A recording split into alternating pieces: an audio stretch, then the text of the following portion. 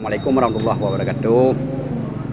Jadi kepada rakan-rakan Bandung, saudara Bandung, khusus ji yang jak minta kerja Malaysia bagi urina, khusus ji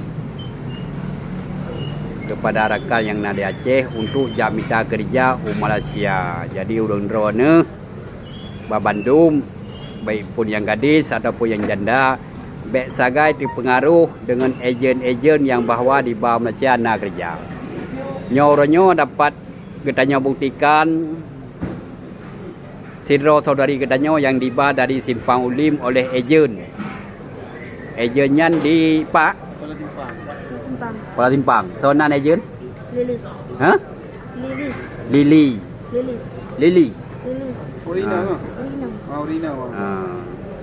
Nyo di balai ejen dari Aceh untuk dia pekerja Malaysia. Terus Malaysia ternyata di Pulau hijau buat Cina. Ada peji. Jadi nyopan cerita wate terus Malaysia wate di sinan memang di bapri apa ya? Dah bayar peng. Tapi terus cerita aji nyopan lagi sinyaknya ternyata aji di Pulau Domlea. Jadi Domlea hoi banyak pun kah? Malaya Kuantan. Kuantan ni ya? Ali Kuantan.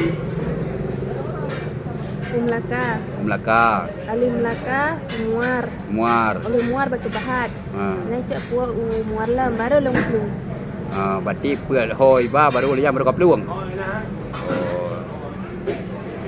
Jadi nyo nak ke anemian Simpang Ulim desa puak Bantaian. Desa Bantaian. Nyo kajilah-jilah pulau ejen yang na di Kuala Simpang.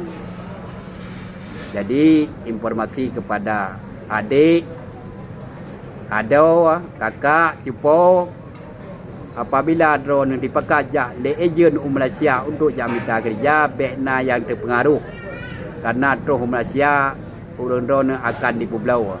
Apalagi dijak dengan peng ejen kan peng drone. Jadi walaupun dipegah terus Malaysia mangan dan capek karena ringgit nyan bek nepati nyan hanya palsu.